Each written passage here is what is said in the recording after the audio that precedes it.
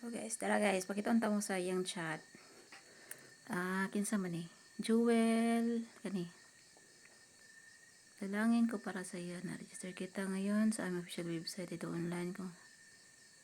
Ipag-usap, sige na i-text mo na lang sa akin ang buong pangalan at number mo para sa tamang registration. Ang sama akong ihatag na number. Text na sa akin ang buong pangalan at number mo. Sige daw. Atong sabay-sabayan guys ha. Buhat-buhatan na to number. Dili na ko number akong ihatag.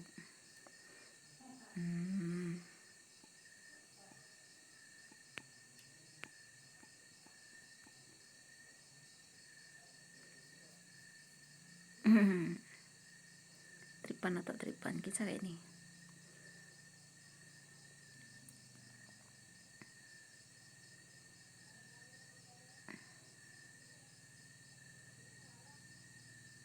Register kita ngayon sa mga official website ito online. Sure. Basta pagampo.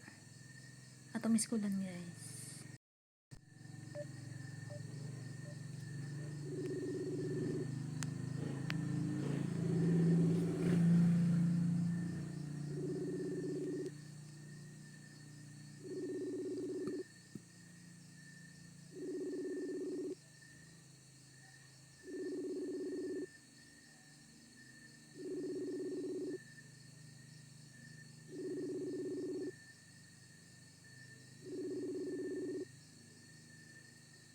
Di man to bagon.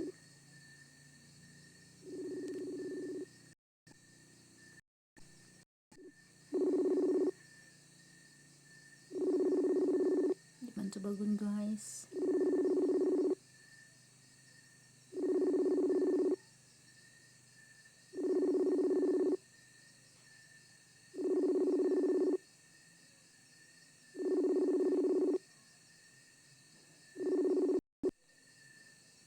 Tara guys, did not answer. So, wala gitubag sa scammer. Gamit pa pangalan ni Kuan. Pare ba ni? Kaniyang profile okay, pare ni siya nga kadtong Kuan. Nasa TikTok, sikat nga nasa TikTok daw. Tara na to. 35. Ay. Saan ni siya? Official page. Official account. Tara na to yung Kuan. Pag makita yung followers. The photos. Ano yung photos oh. Kung ano naman yung bayhana po ni. 1 year ago. Kinsa man ni.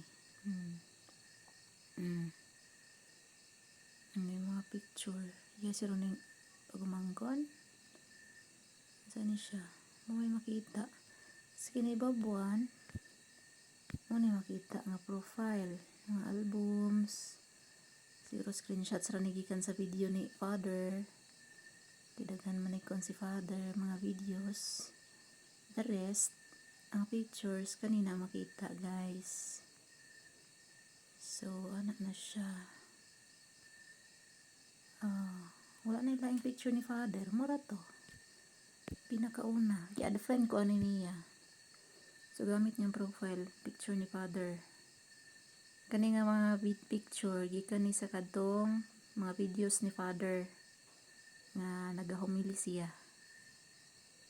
Gigamit sa scammer pa ni father picture. Magabaan na rin yung kamera ni.